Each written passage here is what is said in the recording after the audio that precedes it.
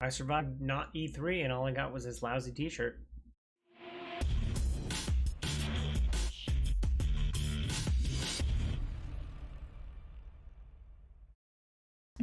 What up, viewers? What up? What up? Calc Soups here, and today is Friday, June 17th, and that means it's time for a quick recap of the week in video game news. Like I said, there was a lot of not E3 stuff, so we talked about Summer Game Fest and a few other showcases last week, but they still persisted through the end of the weekend and into this week, so let's jump right in and start talking about it.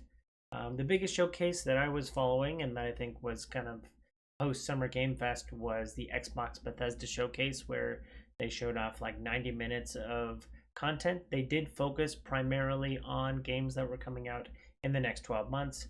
So we didn't get any long term games like Hellblade from Ninja Theory or Fable, anything about Fable. There was like Avowed, which I think this was all kind of a response to the last E3, where Xbox was just putting up title cards talking about games that were going to be 2 or 3 years more in development. So now they don't have to do that. They can focus on the next 12 months worth of games. But you know, some of us are a little bit excited for their deeper catalog, or their deeper titles that are coming out later. So I'm looking forward to a lot of their games, but they did have a lot here that I want to discuss. So moving right along, we had Redfall. They kind of started off pretty strong with Redfall. This is the next title from Arcane Studios, the studio behind Dishonored and the Time Loop game. So Redfall looks pretty good. It is kind of a 4-player co-op shooter that you're all fighting vampires. It feels a little bit more Left 4 Dead like than I originally anticipated.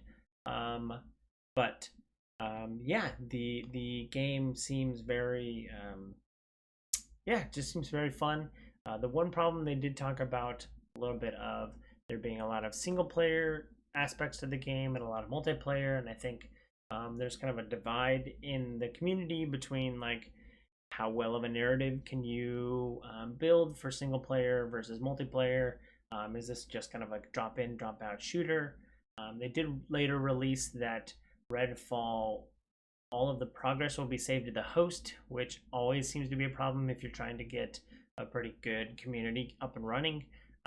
So yeah, there was a little bit of issues with Redfall, but we'll see in the next few months whether or not there's any more issues, or what a little bit more of what the gameplay is like. A little bit maybe about the characters, the weapons.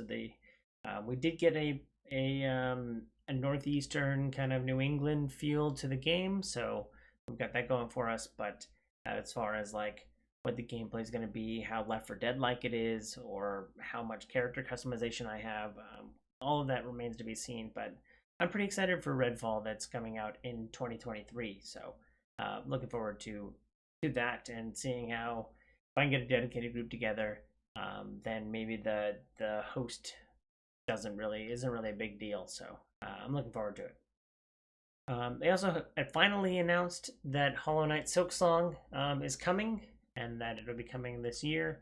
So I know that Hollow Knight fans have been waiting for kind of Hollow Knight 2 for quite some time, and so they got a little bit more information with Hollow Knight Silksong. I've yet to play Hollow Knight 1, so I probably should pick that up on Game Pass so that I can play Hollow Knight 1 before I play Hollow Knight Silksong. A Metroidvania with Dark Souls like feeling could definitely be positive. So I know that a lot of people have been waiting for Silksong, so hopefully people were anticipating seeing it in Xbox Bethesda and excited to see it there. I believe it's launching on Game Pass, day one on Game Pass. So another thing that Game Pass subscribers get that some others might not be able to get. So excited to see that as well. There was also another game that I was shockingly actually pretty excited for. High on Life is the next Justin Roiland game. So like Squanch Games, from the creator of Rick and Morty. High on Life, yeah, you're playing kind of you know Justin Roiland, you know what his kind of brand is like. So you play as a sci-fi shooter, and then you pick up every gun you pick up has kind of a character and a personality to them, and they just kind of talk to you while you play through the game. It looked like a pretty fun shooter, along with hopefully some comedic moments when you pick up a gun that's just kind of making fun of you or talking pretty while you're trying to do stuff. I could definitely see some appeal to that. That's launching in October, October 22, 2022. So we'll looking forward to kind of a single player shooter experience, but with kind of a Justin Roiland Rick and Morty flair. So looks fun. It sounded fun, so I'm kind of looking forward to that one.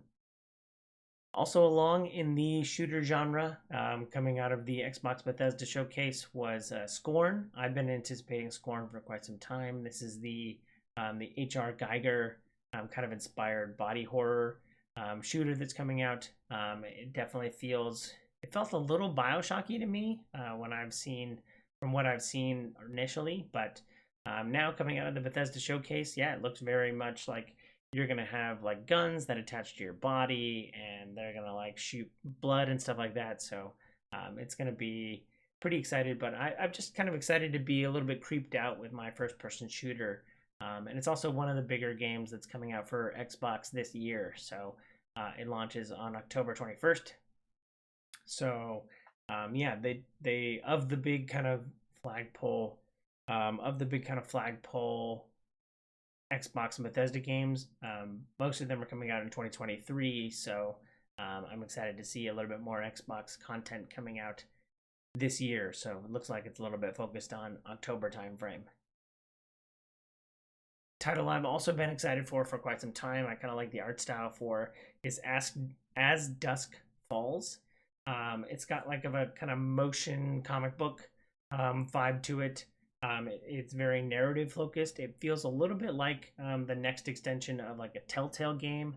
I think when the creator came out, they were talking about up to like 8 players can make decisions about these people in like a smaller town, and some of them have some of them are bank robbers, and some of them are just like low lives, and some of them are like just people trying to get by. So I'm really excited for kind of this kind of narrative storybook game with I think it's a really unique art style. I know that it's gotten pretty negative opinions on the motion comic book art style, but I think it looks cool, and I could definitely see that being something I get really into. So that's launching on July 19th.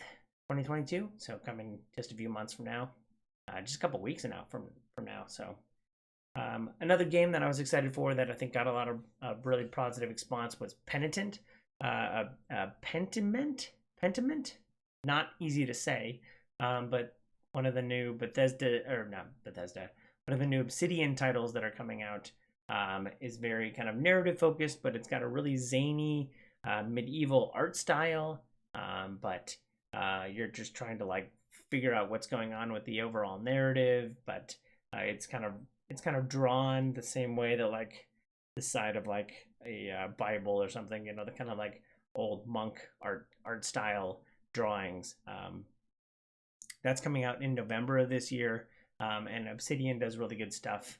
The old creators of Fallout, so I'm kind of excited to see what they can do with a kind of narrative drama in the medieval times, but with like their zany flair. So I'm looking forward to that. They also announced that Grounded is finally coming out of early access. Grounded has been early access for like almost 2 years now, I think. But in September of this year, Grounded will be going into getting a 1.0.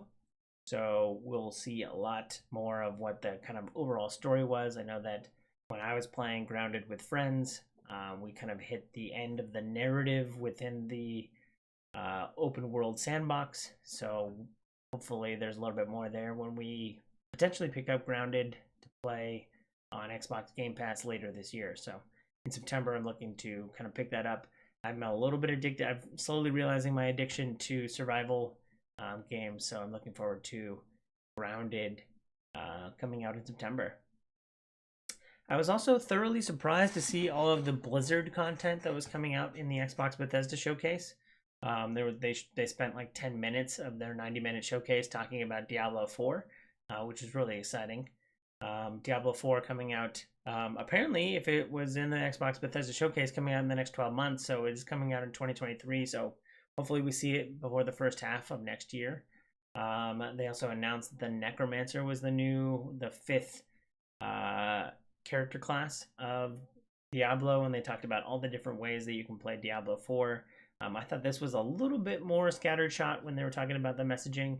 Like, you can play it PvP, you can play it PvE, you can play it, with friends, you can play it without, you can play narrative, you can play several different ways. You can play the story, it's open world, you can go any different direction you want to go. So it was a little bit scatterbrained when they were their messaging for Diablo 4, but I'm excited for it, and I was really surprised to see all of the Blizzard content, so I'm excited there. And then last but not least, the piece de la resistance of the Xbox Bethesda showcase was Starfield. They showed an extended gameplay of it, about 10 minutes or so of gameplay, and yeah, they showed you kind of in a combat scenario. They showed you gathering resources.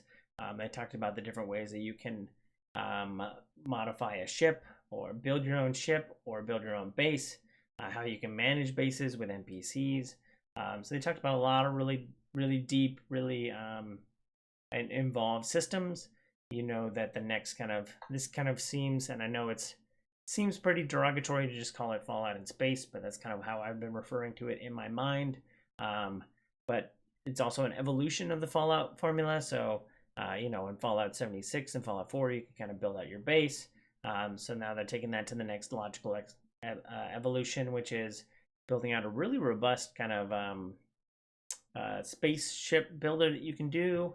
Really big building out the base, but having NPCs to manage it. So a little bit of management in there. So it definitely feels that kind of evolution of the Fallout games. But it's set in space, and they talked about the 1,000 planets. I know that that's a meme coming out of E3, that there are going to be 1,000 planets. Obviously, if they're procedurally generated, some of them are going to look very similar to other planets. But you can go back to the old Earth star system, so it'd be kind of cool to see what our star system looks like in Starfield.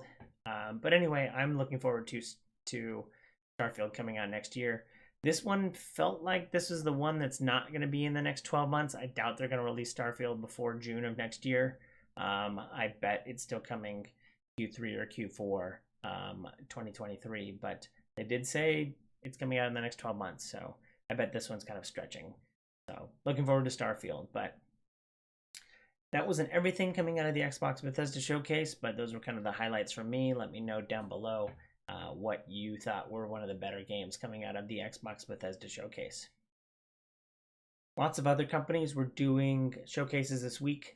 We had the Final Fantasy VII 25-year celebration by Square Enix. They talked about Final Fantasy and wanted to celebrate it, so they took their time to celebrate that.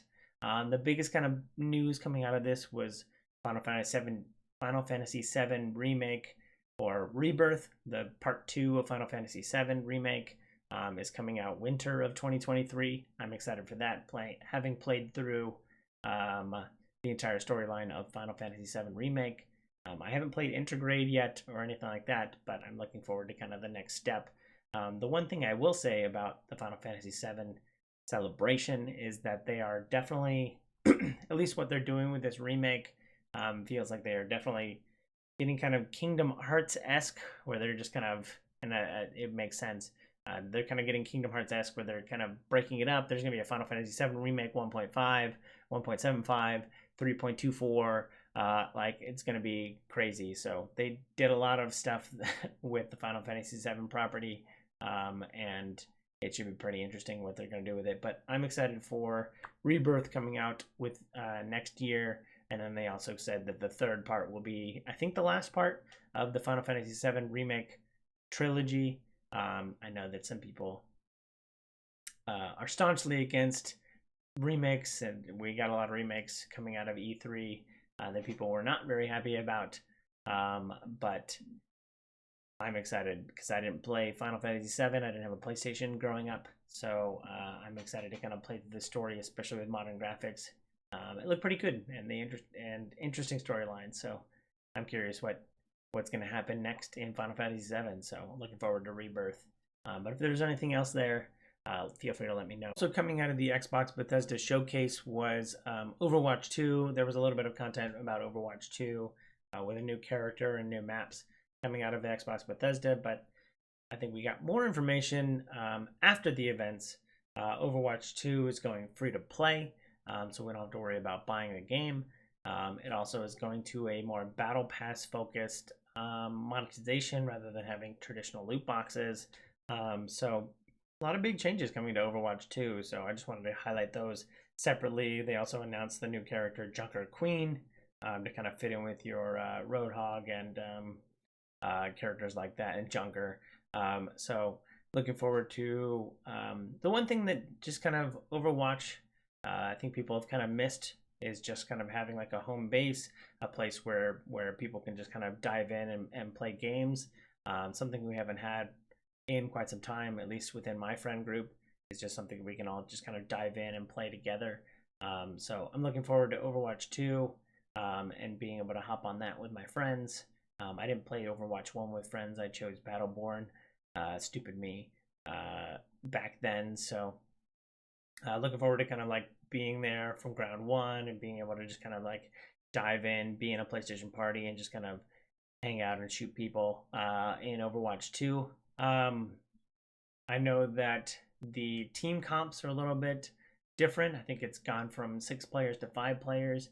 So team comps are going to be a little bit different in Overwatch 2, but hopefully not too big a deal that people kind of churn out of it. So I'm looking forward to Overwatch 2. I didn't play a lot of Overwatch 1, so this is going to be fresh for me, but I know that a lot of my friends are excited to kind of pick up and set up that kind of like base of operations where we all just kind of hang out and play Overwatch whenever we have free times.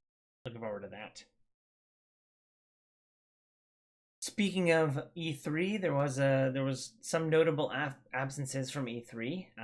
The word NFT wasn't brought up, or the letters NFT weren't brought up very much at E3, if at all, this year. So, for something that's considered the future of gaming, I'm excited to kind of see that publishers realize that the community is kind of soured on NFTs, and considering the market kind of fell out on NFTs.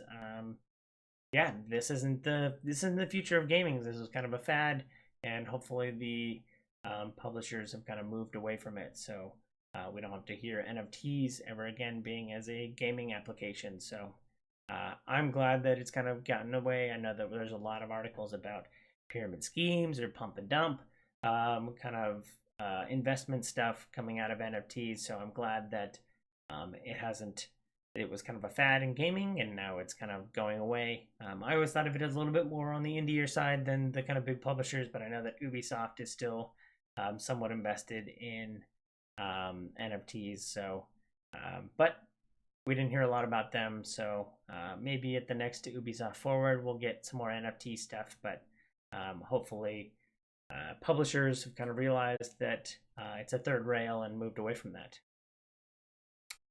On the other side of things, there was another thing that was kind of notably absent from not E3. Accessibility was not forefront when talking about some of the games. I know that this was kind of slapped together with Jeff Keighley setting up a lot of this stuff, because so it wasn't an official ESA or E3 or anything like that. But accessibility was not on the forefront, not even on a lot of the people's minds when they were talking about games this year. So I saw a pretty cool article by Steve Saylor or Blind Gamer Steve talking that like accessibility wasn't on the forefront, and I thought it was a pretty good criticism of E3 this year, that it wasn't really focused, it wasn't really talked about. So we don't want to forget about it. We always want gamers to kind of have access. We want gamers of all types to have access to games of all types. So make sure that if you're a developer, to focus on some of the accessibility features and how that you're making it easier for people of all shapes and sizes to access your game. So I thought that was a pretty notable criticism, and I didn't think about it until I saw that article. So I'll have a link down below where that is talked about. So let me know what you think down below. Delays are unfortunate, but often happen and are understandable. Lots of stuff is going on in the world this year. We're still at the tail end of COVID, but there is a delay to Stalker 2. The Ukrainian developer GSC is pushing Stalker 2 from late this year to 2023, but in the most metal way possible, and no one can hold it against them, is some of the devs have decided to join up with the Ukrainian army and are defending their country. So that is something that should definitely be saluted and supported. So I totally think that while it is unfortunate that we won't be playing Stalker 2 this year, there's no if delays weren't understandable before, they are definitely understandable when your nation is fighting another country for independence. So yeah, I think this is definitely a positive, and feel free to show your support for all the Ukrainian efforts that are happening to defend themselves. So yeah, not too concerned with the delay, and looking forward to picking up Stalker 2 when I eventually see it sometime next year. Moving right along, the Tetris Effect is having a collector's edition printed by Limited Run Games for the PlayStation. So for just $100, you can get a version of Tetris with a collector's edition that comes with a pretty cool case that has, like the L-shaped case from the L-shaped Tetris piece that we all know and love. So pretty cool way to get kind of Tetris. There was a lot of commentary coming out of E3 about remakes and whether or not we need them and different editions. I just think it's pretty cool to see, how many different ways have you purchased Tetris in your life. I just thought this was a pretty cool collector's edition. So I'll have a link down below for you to check that out. Let me know if I too am always hesitant of things marketed to gamers. But there was an article that I saw this week that made me stop and read it. I won't say that this is something I'm interested in or something I've immediately picked up, or I won't even recommend it. But I did see an article talking about a credit card for gamers. So there was a Mana, which I think is backed by Visa, which was a credit card, and anytime you use it to purchase video game content, it sounds like you'd earn points, and you can spend those points on buying more video game stuff like DLC or Game Pass or any of your kind of gaming subscription services. So pretty interesting stuff there. Let me know if you are interested in this credit card. I've been thinking of branching out and looking at it for quite some time, but I do not want to go as far as to say I would recommend it, or even say that use anything associated with me to kind of promote it or anything. But I just thought it was interesting. I'll have a link down below where you can read about it yourself and make an informed decision. But I just thought, you can earn points on your credit card for shopping or for flying. You get flyer miles through your credit cards and stuff like that. So I thought it was pretty interesting to have one dedicated for gaming, so that any of your gaming purchases, you're earning points, and you can use those for more gaming purchases or more gaming subscription services, or helping you with that kind of stuff. So thought it was interesting. Feel free to check it out. I'll have a link down below in the description. I read another pretty cool article this week talking about the plot of Destiny 2. I haven't been following Destiny 2's plot for quite some time. The plot of this seems to be focused on dealing with tragedy and regrets, which I think people can, always associate with. But in the latest season, the season of the Haunted, this one's really focused. Like, there's manifestations of like regrets and tragedies in your life, and you're kind of shooting through them because, again, it's a first-person shooter. But it was just like low-key, very deep. So I thought that was really cool. It made me more interested in jumping into Destiny 2. I know I'm pretty far removed because I haven't played Destiny in quite some time. I'm still hoping for Destiny 3, where I can kind of dive in, and maybe from that point forward I would kind of keep latched to it. But if that ever happens, I know that it might not. But yeah, I just read a really cool article kind of explaining what's going on in Destiny 2, and I was like, wow, that's really interesting that there's like, it's just dealing with, there's like there's just like a therapeutic way of playing Destiny where like the plot is really kind of focused on some of these deeper symbolism. So that was really cool. And I have a link down below for you to check that out. So pretty interesting stuff there. Made me want to jump back into Destiny, but again, I've been pretty far removed for quite some time, so I'm a little intimidated to kind of jump back in. But maybe now's the time to jump in. Although I say that with every Destiny 2 DLC when I get told about it. But yeah, this sounds really interesting in the Season of the Haunted. So let me know what you think down below. Last but not least for this week, Total War Warhammer has had one feature. Total War Warhammer 3 has had one feature that's been requested ever since it launched, and that is for the Immortal Empires campaign. The Immortal Empires campaign would give you all of Warhammer 2 and Warhammer 1's original content, where you get access to all of those lords, and you can play on a bigger map. So I think that's been requested for quite some time, and now we have confirmation of when that is coming out. That is coming out in August. The developers kind of wrote about it in a roadmap this week, where we'll be able to get Mortal Empires and what that will mean, and how many lords we'll have, and where we'll be, and what kind of game modes we can play with. So I'll have all of that down below in the description, but I'm looking forward to playing Total War Warhammer 3 with all of the content and all the different lords. Definitely want to hop into some of my favorite Bretonnians and Wood Elf characters. So picking those up and kind of moving on from the slightly smaller pool of Total War Warhammer 3's lords and commanders. So looking forward to playing that. That's all for this week. There was quite a lot coming out of not E3. There was so much that I could have talked about, but I just wanted to focus on kind of the bigger stories.